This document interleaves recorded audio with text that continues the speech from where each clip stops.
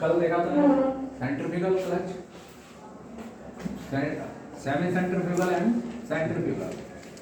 Centrifugal जल्दबाजी में clear नहीं हो पाता।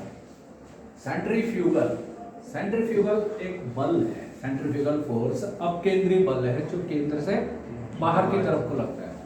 जब भी कोई शाफ्ट या कोई गियर, कोई फ्लाई व्हील अपने धुरे पर घूम रहा है तो घूमने के कारण एक अपकेंद्रीय बल पैदा हो जाता है। इसका प्रभाव तब तक ही रहता है जब तक कि वो शाफ्ट या वो फ्लाई व्हील घूम रहा है।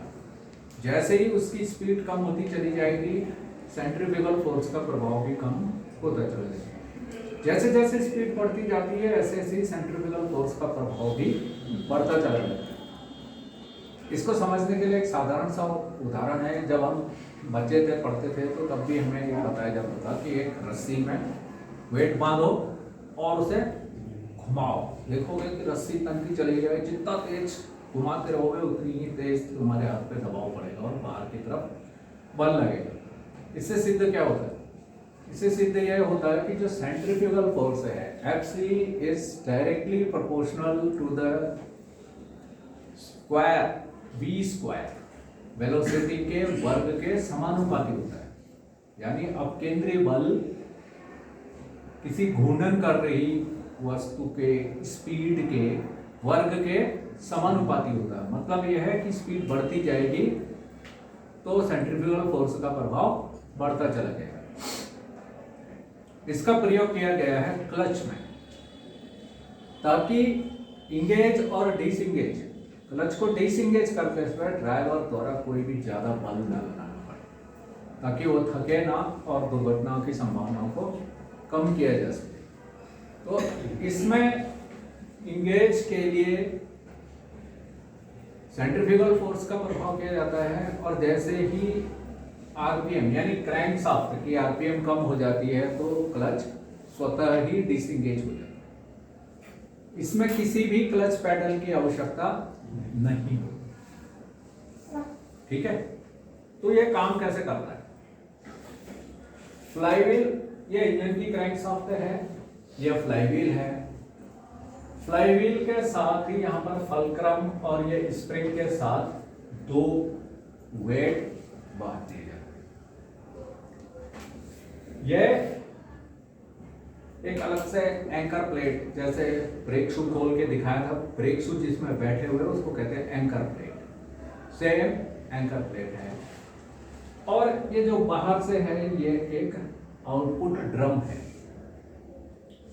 इनकी संरचना भी जैसे ब्रेक शू देखे हैं, बाइक के भी ब्रेक शू देखे थे, कार के भी ब्रेक शू, वो जिस तरह से व्हील सिलेंडर से जुड़े रहते हैं वहां तो व्हील सिलेंडर ऑपरेट करने पर वो फैलते हैं। यहां ये स्प्रिंग लगी हुई है, तो ये जब जैसे ही स्पीड कम होती है तो इस वेट को अपनी जगह पर वापस खींच लेते हैं।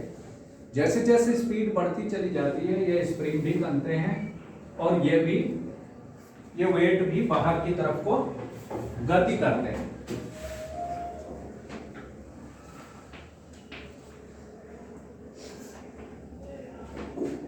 अब जब तक पहले इसकी सेटिंग थी कि 500 आरपीएम पर यदि क्रैंकशाफ्ट चल रही है तब तक ये वेट फैलते नहीं है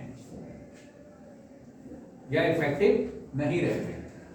पर जब आरपीएम 600, 700, 800 हो जाता है यानी 500 से अधिक हो जाता है तो ये स्प्रिंगों के ऊपर दबाव पड़ने लगता है सेंट्रीफ्यूगल फोर्स के प्रभाव से, और ये स्प्रिंग फैलती हैं और ये वेट इस तरह से फैल कर इस ड्रम को पकड़ लेते हैं।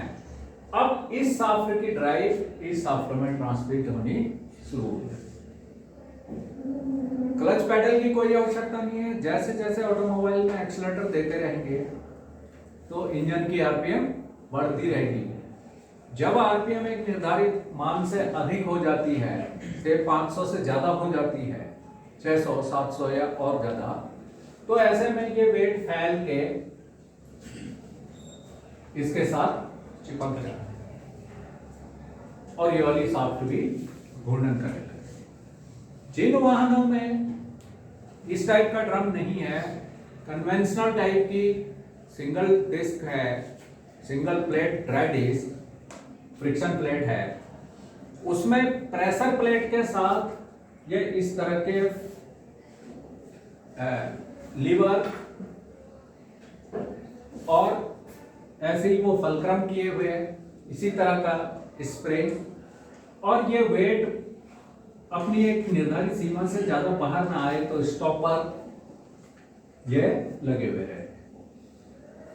जैसे जैसे अब प्रेशर प्लेट भी कहाँ फिट रहती है, फ्लाईव्हील के साथ फिट है, फ्लाईव्हील के साथ ही ये वेट लगे हुए हैं, इसके बीच में ये प्रेशर प्लेट है, फिर बीच में फ्रिक्शन प्लेट है।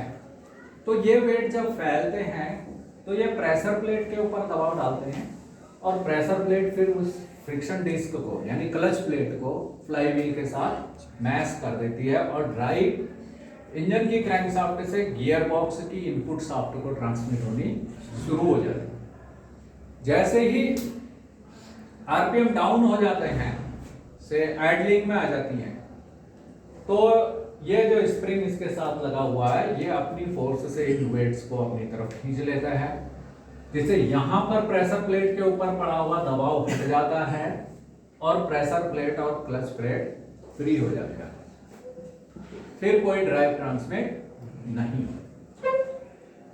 इस तरह से ये सेंट्रीफ्यूगल क्लच कार्य करता है।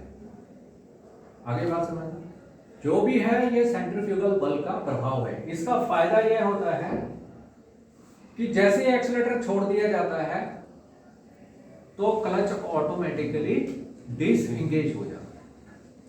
ये ब्रेकिंग के समय बहुत फायदेमंद साबित होता है। ब्रेकिंग के टाइम पर ड्राइवर एक्सीलरेटर पैडल से पैर हटा लेता है और ब्रेक को अप्लाई करने लगता है।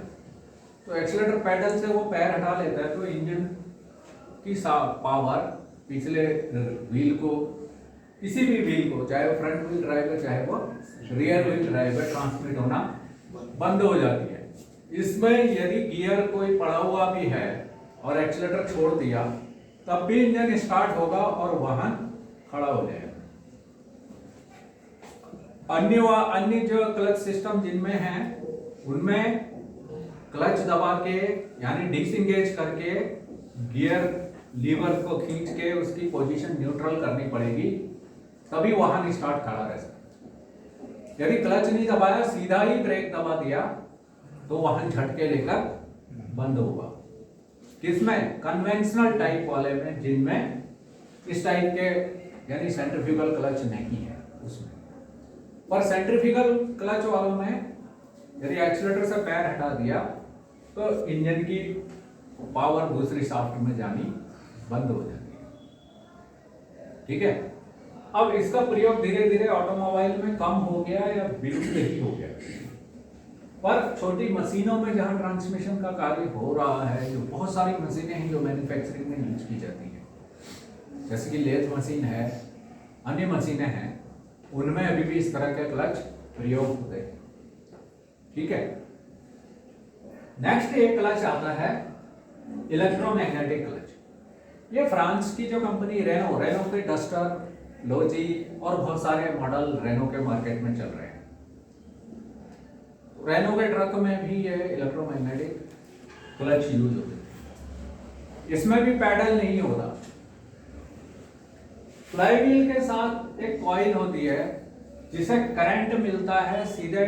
पहले जमाने में डायनामो होते थे चार्जिंग सिस्टम में, जो बैटरी को चार्ज करने के काम आते थे। आजकल क्योंकि डायनामो के साथ एक प्रॉब्लम थी कि वह स्लो रनिंग में काम नहीं करता, यानी इंजन का आरपीएम जब 600 से डाउन हो जाता है 500 से, तो उसकी चार्जिंग रेट भी डाउन हो जाता है। 500 आरपीएम पर तो कार्य करना ही बंद कर देता है।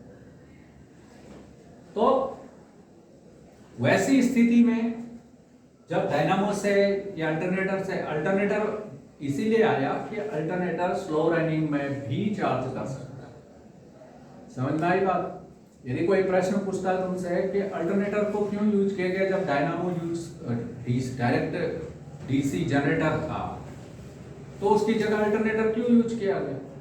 तो डायनामो के साथ एक डिसएडवांटेज या ड्रॉबैक ये था कि वो लो आरपीएम पर कार्य नहीं कर सकता था, जिस वजह से अगर भीड़ भाड़ वाले इलाके में चलना पड़ जाए या गड्ढा युक्त रास्तों में चलना पड़ जाए तो वहां पर चार्जिंग रेट स्लो हो जाता है। और ऊपर से बारिश हो रही है और गड्ढा युक्त सड़क पे चल रहे हो, हेडलाइटें भी डिम हो जाती हैं। जब चार्जिंग सिस्टम काम करना बंद कर देता है तो हेडलाइटें भी डिम हो जाती हैं, वाइपर की स्पीड में भी फर्क आ जाता है, हॉर्न की इंटेंसिटी में भी फर्क आ जाता है।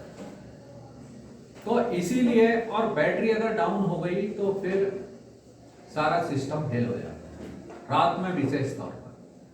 और भी डायनामो के साथ बहुत सारी दिक्कतें होती थी, उसके कार्बन ब्रश जल्दी जल्दी घिस जाते थे और भी उसमें बहुत सारे फॉल्ट आते। ठीक है, उन फॉल्टों को दूर करने के लिए फिर उसके बाद आया अल्टरनेटर। अल्टरनेटर स्लो रनिंग में भी चार्ज करता है, उसमें डिफेक्ट भी कम आते हैं, वो लॉन्ग लाइफ भी है, बेटर देन अल्टरनेटर। तो जब जैसे ही इंजन स्टार्ट हुआ, चार्जिंग सिस्टम ने कार्य करना शुरू किया, चाहे डायनामो लगा है चाहे अल्टरनेटर लगा है, तो सीधा सीधा करंट इस फ्लाई व्हील में आ गया। तो जब भी किसी कॉइल में विद्युत धारा प्रवाहित होती है तो उसके चारों तरफ एक मैग्नेटिक फील्ड पैदा हो जाता है। उस मैग्नेट की विशेषता क्या है? मैग्नेट की विशेषता है कि वो लोहे को अपनी तरफ आकर्षित करता है, यानी फेरस मेटल को अपनी तरफ आकर्षित करता है। यह प्रेशर प्लेट स्टील की है, लोहे की है, इसमें फेरस मेटल की है। जैसे ही ये कॉइल मैग्नेट बनती है तो यह प्रेशर प्लेट चिपक जाता है। प्रेशर प्लेट इस फ्लाई व्हील के साथ चिपक जाती है। ये बीच में फ्रिक्शन डिस्क है, ब्लू कलर से जो दिखा रखी है, ये है ये क्लच प्लेट है। पर हमें कभी डिसएंगेज चाहिए, कभी इंगेज करना है। इसका जो कनेक्शन होता है वो गियर लीवर के साथ होता है, यानी जब भी गियर को चेंज करने के लिए ड्राइवर लीवर पे को ऑपरेट करता है तो वहां एक स्विच ऑन और ऑफ होता है। जैसे डिसएंगेज पोजीशन में लाता है तो ये वाला स्विच, यानी वहां का स्विच ऑफ हो जाता है और इस फ्लाईव्हील की कॉइल को मिलने वाला जो करंट है वो कट हो जाता है। अब जब करंट कट हो जाता है तो इसमें बना हुआ मैग्नेटिक फील्ड कोलैप्स हो जाता है, खत्म हो जाता है, जिससे ये प्रेशर प्लेट पीछे अपनी जगह है। और जैसे ही वो शिफ्ट कर लेता है तो ये स्विच ऑन हो जाता है और ये मैग्नेट बन जाती है कॉइल, फ्लाईव्हील, यानी पूरा का पूरा फ्लाईव्हील मैग्नेट बन गया और उसने प्रेशर प्लेट को अपने साथ चिपका लिया। ये इंगेज पोजीशन। जब भी डिसएंगेज करना है, गियर लीवर को ऑपरेट करते ही करंट आना बंद हुआ, यानी मैग्नेटिक फील्ड कोलैप्स हुआ, ये प्रेशर प्लेट वापस अपनी जगह चली गई और क्लच डिसएंगेज। ये है इलेक्ट्रोमैग्नेटिक क्लच के कार्य करने का तरीका।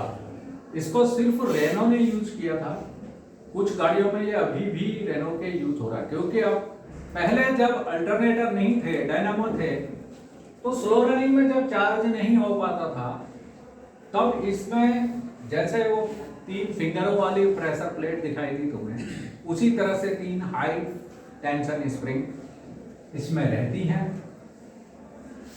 नॉर्मल स्पीड में जब डायनामो काम करना बंद कर देता है तो वही स्प्रिंग का टेंशन इनको आपस में चिपका देता है, यानी यह इसका कार्य भी लगभग सेमी सेंट्रीफ्यूगल टाइप का ही है।